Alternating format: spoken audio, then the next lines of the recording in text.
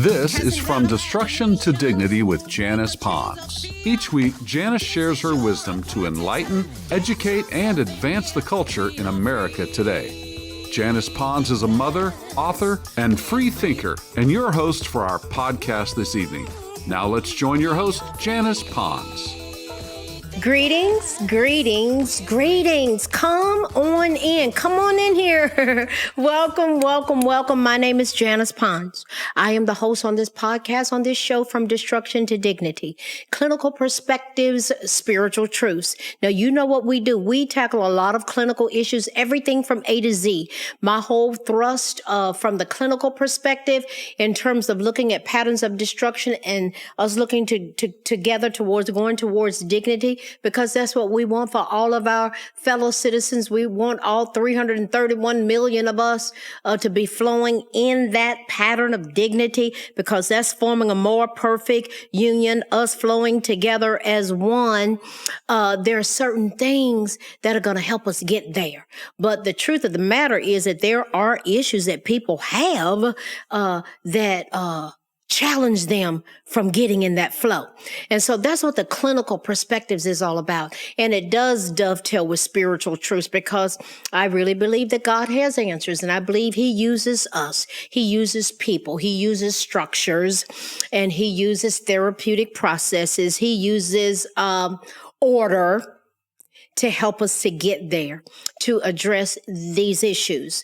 And so, this whole month of October, we've been framing some things. We're talking about taking responsibility for our nation. We're talking about thinking about things that we just maybe not hadn't even thought about before. I hadn't, in the age that I'm at, I hadn't really thought, well, what do my taxpayer dollars go towards? And I found that us flowing together as one, establishing a more perfect union. That's what that means. Our flag that represents all of our 50 states, those stars on that flag represent 50 states, and those 50 states represent cities and communities and homes and families and boys and girls and men and women and organizations within our nation. Our flag, our seal. Got an election coming up, a real important election coming up in 2024.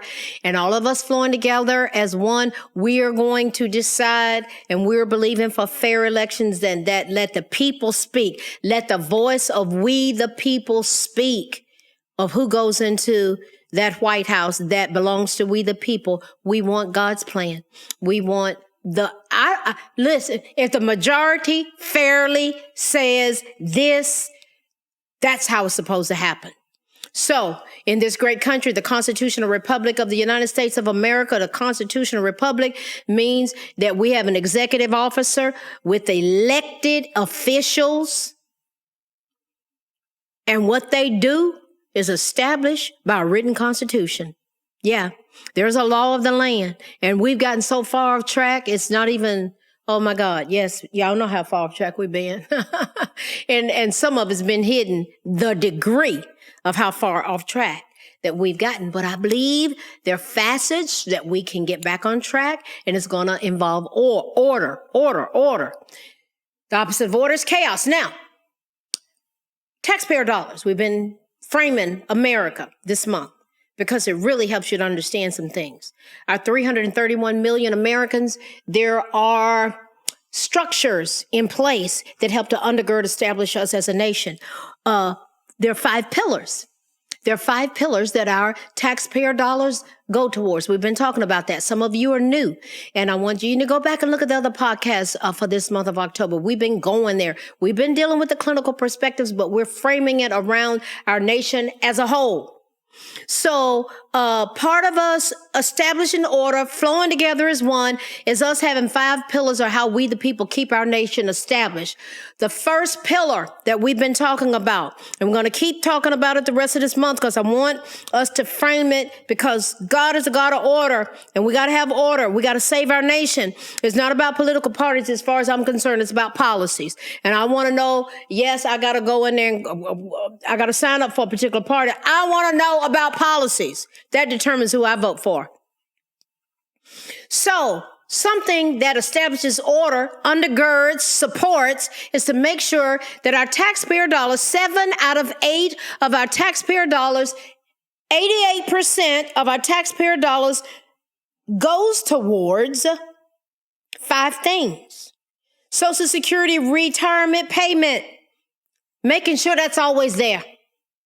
Making sure that our senior citizens are taken care of. They're not going to pay into the system like I have for 50 years now.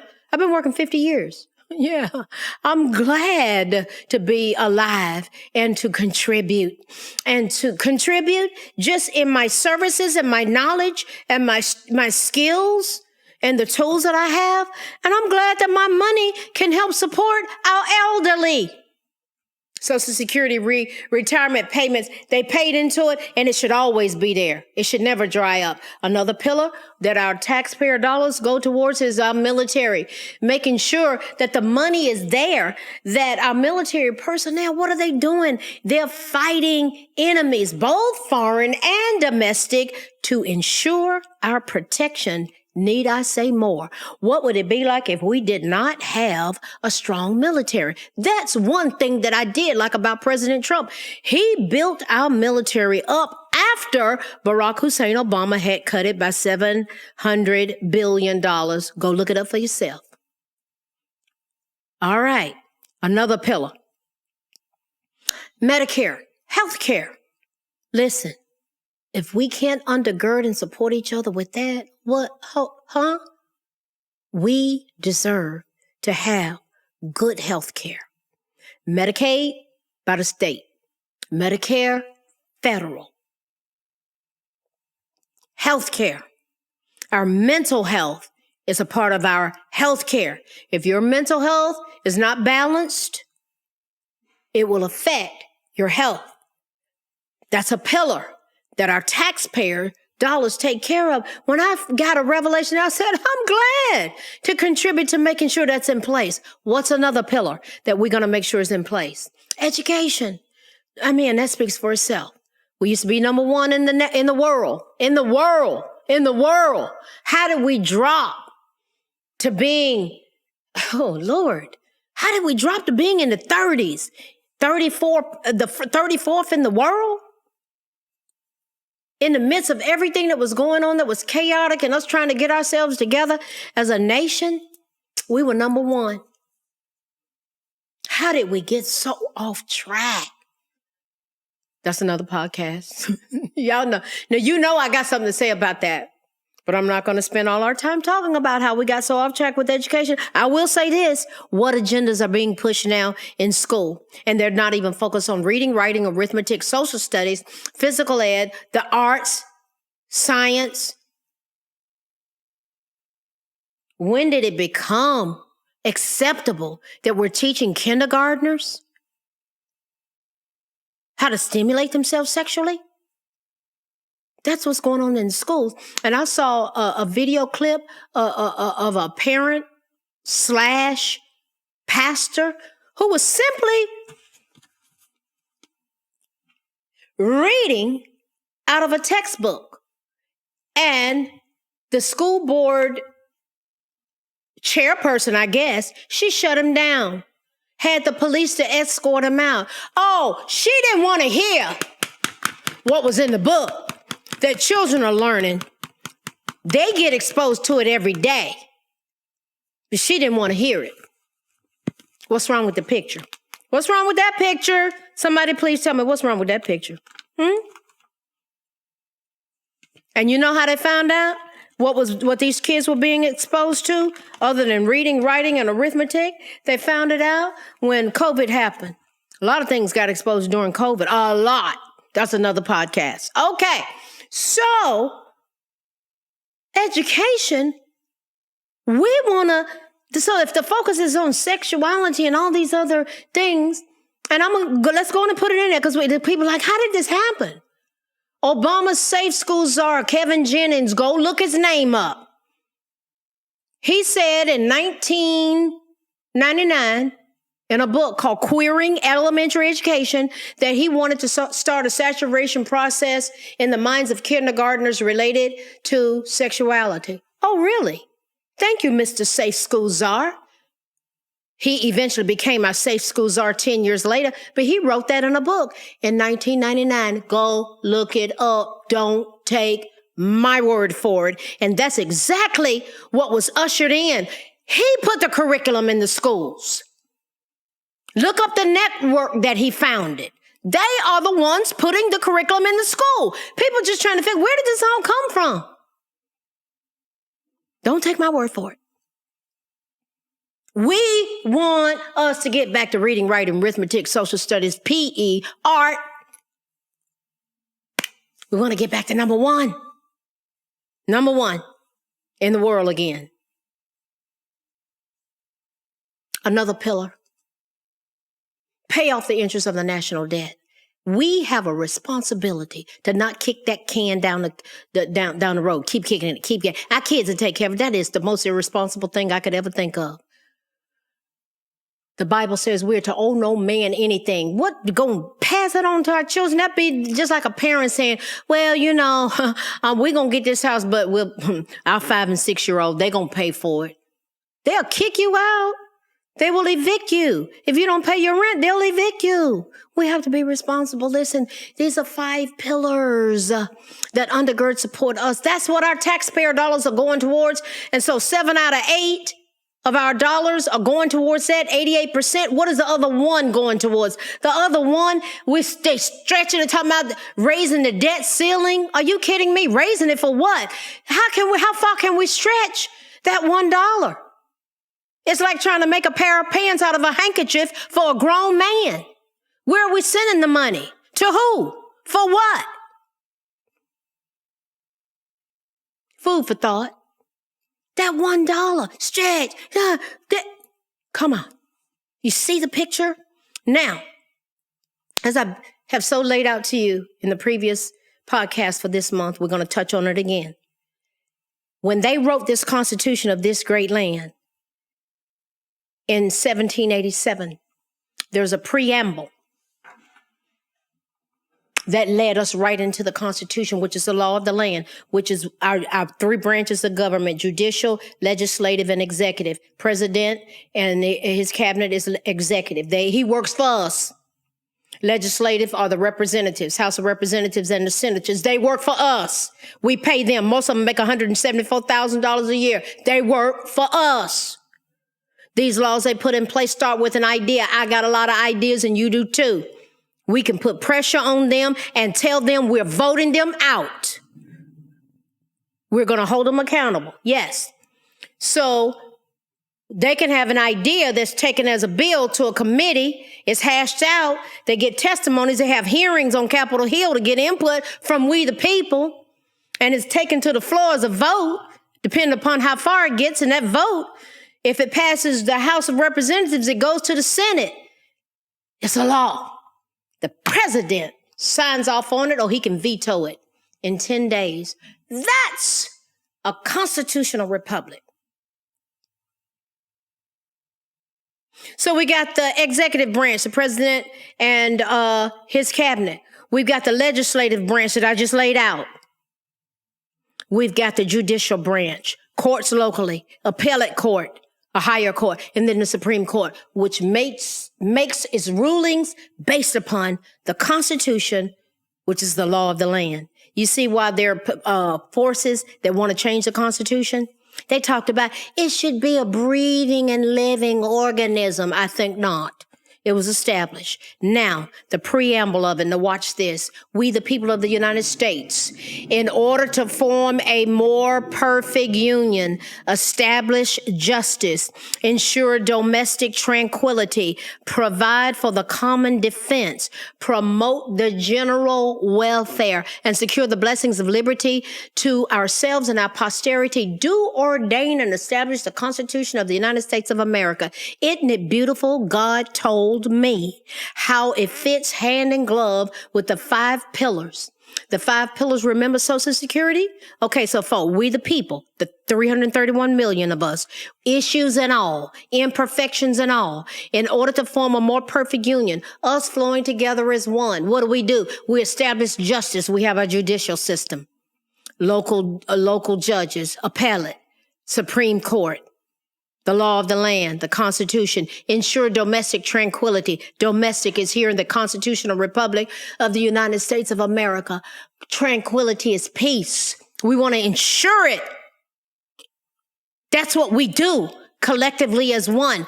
We provide for the common defense. How do we do that? Through our military. Our taxpayer dollars pay for that. I'm a Blue Star mom. My son is going in, he's going to be a commissioned officer as a captain. He's going to be in the medical corps. I want him taken care of. He's got to take care of the mental health of his fellow soldiers. We got to pay for that. We got to pay for the ammunition. We got to pay for all that. Promote the general welfare. How much more general can our welfare get than to make sure that our elderly are taken care of with their Social Security retirement, and our children are taken care of with their education, and our military is taken care of? That's our general welfare. So don't tell me we're not meeting the needs of the poor. I'm contributing to the poor on the state level with Medicaid and Medicare. That's the other one, the health care. I'm glad to do that. I'm proud to do that. And we secure the blessings of liberty. That's from God. God Almighty, one nation under God. To who? Ourselves. Who is ourselves? Lord God, help us to get it. Help us, Father, to get this thing. Ourselves, we the people, and our posterity, our children. Kicking some can down the road. And the Bible says to owe no man anything. Don't owe him anything. This makes sense to me. We're flowing together. It fits hand in glove. And when we do that, we do ordain. And we establish this Constitution for the United States of America. You see how God set this thing up? So, we got all kind of issues going on, right? Yeah, trying to pay bills. I'm going to buy gas or gasoline. 61% of Americans are living paycheck to paycheck, even ones making a lot of money, because what they got to pay out is commensurate with what they bring in. Okay? And then, Lord, have mercy, somebody's making minimum wage, $7.25 an hour. That's $15,080 a year. If they're making $15 an hour, that's $32,000, a little over $32,000 a year. Is that enough? So if you got a husband and wife making that together, okay, oh, baby, we got $30 an hour coming in. How much are you spending out? You got to pay for your children's education. You got to buy clothes. You got to pay for the car. You got to get gas. You got all kind of bills. You got to pay student loans. Oh, we need to start a retirement fund, they say. 401k. We're in our 40s now, and we haven't even started a retirement fund. They said we need to have $1,000 in an emergency fund. Oh, we need to come up with a plan, but baby, we got to eat. Oh, the children need a cheerleading uniform. Oh, they got to have an instrument for the band. You see the picture? Bills, cost of living. And in the midst of all our 331 million fellow Americans, we have those that have specific challenges. And tonight, we're going to tie this in together because we love our neighbor as we love ourselves. We're keeping the commandments as God set in place that helps us to form a more perfect union. Some of our citizens are suffering. So we need to understand a borderline personality disorder. Yeah. We're surrounded with people that got that going on. What is it? When it presents itself. So, see, some of you are presented with these presentations and it's like, hey, did you hear what they said? Did you see what they did? And you're trying to figure it out. I'm not trying to tell you to diagnose things, but sometimes you can go, we need to help them get some help. When someone is dealing with a borderline personality disorder, our clinical perspectives this month is around personality-driven issues. There are main areas that will glare at you and shout real loud. So loud that you can't ignore it. Emotional instability. The psychological term for that is affective dysregulation. So we want people to be regulated. We want people to be balanced. Disturbed patterns of thinking or perception. In other words, cognitive distortions. It's quite obvious that they can even have perceptual distortions. They're saying things, they say things that's like, it's not even true. They believe things that aren't true. And they'll sit there and try to present it to you like this is fact. And you're going, wow. There needs to be a reality check here. Impulsive behavior, intense but unstable relationships with others. So someone that's dealing with a borderline personality disorder, they can have a wide range of negative emotions. It can come across as rage. They can go from rage to being sorrowful, shame, panic, terror. Just listen to this. Listen to this dynamic that people are just snatched around with like a rag doll in terms of trying to get themselves together. And they're in constant inner turmoil, long-term feelings of emptiness and loneliness. They can have some severe mood swings where they are just happy and balanced. And then all of a sudden they snap and they go off. And you're just trying to figure out what happened. They can even get to the point where they're trying to figure out if there's a reason to go on. Oh yeah. And there is, because there's help for them. Their mood swings can be so unpredictable. And they are like a tornado that comes through. I've seen it. And it's like, whoo, Lord, have mercy. First, when I was seeing this, I didn't know what it was. And then it was like, oh, okay, now I get it. Now I get it. Listen, bottom line, if you got somebody that's dealing with thoughts they feel unsafe, you get shared liability right away. You don't sit on that. You get 911 involved. You call the mental health crisis hotline. You call 911 at a minimum. They're set up to connect you with the right people. So, these people are really suffering. These are our fellow Americans. They're included in our 331 million Americans. We're concerned because we're forming a more perfect union where we're flowing together as one. Because what are we doing if we're married to someone, or it's a child, or it's a coworker, it's someone we're really concerned about, and they're having disturbed patterns of thinking? Upsetting thoughts such as thinking that they're such a terrible person, or feeling that they don't even exist. I've heard that they don't even feel, they feel totally disconnected. They're out. They can even get out of touch with reality. Yes. Brief episodes of strange experiences, even hearing voices outside of their heads for periods of time. Stop saying that people are possessed by demons. That's the last thing they need to hear. That's the most irresponsible thing you could ever tell anybody. Sometimes they're dealing with chemical imbalances that are causing them to have those symptoms, and it can be corrected. They can have auditory visual hallucinations. Yeah, I've been with people like that. Just whoosh, something come there. See, you see that? And I went, no, I didn't see it, but I believe that you did. Thank you. I thought I was going crazy.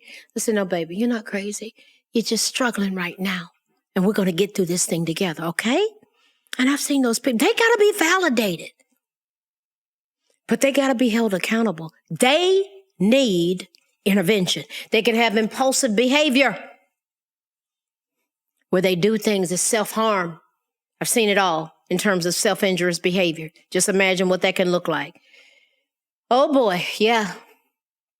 Self-injurious behavior, strong impulses to engage in reckless behavior like binge drinking, drug misuse, hyperverbal, hypersexual, hyperspending, going from relationship to relationship to relationship sexually, unprotected sex with strangers, unstable relationships, intense anxiety, intense off the chart anger, tear up a room. just turning things over. What do? Do they need intervention? Do our fellow citizens need intervention? Do they need crisis stabilization? Do we need to have had our taxpayer dollars going towards Medicaid to make sure they get help at the state level, towards Medicare on the federal level? Listen, they can get frantic and they're just terrified of being alone. But at the same time, they can have this, I hate you, don't leave me. I hate you, don't leave me. And they are doing so much that you want to run from them because you can't take it anymore. That's how you feel. Do they need help? So they'll do things like constantly texting or phoning a person, suddenly calling a person in the middle of the night, actually physically clinging to a person and refusing to let go. I've seen that, holding on to your leg, and you're trying to walk. They holding on to your leg. I've seen that. I've had them holding on to my leg in treatment settings, making threats to harm themselves if you ever leave them. They got to be talked through some stuff. Is it quite obvious that they need an intervention? That love-hate relationship with certain people, my God, it can wear people out. Black and white view of relationships, borderline personality disorder. Yeah. Why do we need to know about that? Because we have fellow Americans that are challenged with it. Where do we go? Bottom line is going to be, where do we go from here? Let me tell you, I'm not messing around when it comes to this because I see what happens with people when it's not treated. Our fellow Americans, do they deserve to get the intervention that they need? The main modality, and listen, I do not undermine prayer, but how many times have I heard people undermine the therapeutic process on social media? You need to stop that foolishness. Because I know what God can do in a therapeutic session. Yes, we need to pray. You need to be praying for clinicians, and you need to pray for people that are suffering like this. It is real. They don't know how they're coming out. And so one of the main interventions that's needed for people dealing with this type of personality disorder, all these dynamics that I have described, they need to be in counseling. They need therapy. And some of them, yes, they need medication. And stop putting your opinion on people that decide that they need medication for crisis stabilization and all that stuff that go. I'm not even going to get into it. I'm not going to waste my seconds saying what people say about medication. Sometimes people may need it. I've seen it. Just reboot them. I've seen it. Reboot them. And I went, whoa, what happened? They had chemical imbalances. They needed to be rebooted. So what's the goal of counseling? You learn how to manage your emotions. People like this, they can't manage their emotions. They're so out of control. It's like they don't know what to do with it. They're so overwhelmed. So, dialectical behavior therapy is powerful and very effective with people dealing with a borderline personality disorder. Cognitive behavioral therapy is very effective in changing the basis of what people believe about themselves and others. Schema-focused therapy, similar to cognitive behavioral therapy, and how it reframes negative thoughts about oneself and replacing it with positive ones. And also, I'm telling you, EMDR, eye movement desensitization reprocessing, is a powerful tool where they have to go back and deal with those traumas, those complex traumas that contributed to their personalities being formed the way they are. They deserve to get well. And yes, medication may be a part of that. There are natural remedies as well that minister to people's moods, but you want to have a healthcare professional involved. You need their input. You need your doctor's input. You need a therapist's input. I can't begin to tell you what happens to people when they go to support groups. Janice Pons went to a support group. I lost my 4 brothers. I lost my dad because of alcoholism and addiction. And I needed to go there.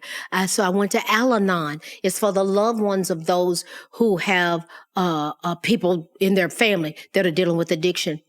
Totally set me free. I got a sponsor, took me to another level. What are we talking about? We're talking about going from destruction to dignity, clinical perspectives, spiritual truths. We're talking about understanding borderline personality disorder because we want to be there as we form a more perfect union. Good night. Thanks for listening to this week's episode of From Destruction to Dignity with Janice Pons. Janice's mission is to provoke thought, bring awareness, and point people towards intervention when needed. As a reminder, this show is not therapy, but for educational purposes only. For more information, check out JanicePons.com or follow her on social media. Education, affirmation, dedication, information, revelation. A new nation. We are God empowered. Strength is ours. Liberty, been set free. Education, affirmation, dedication, information, revelation.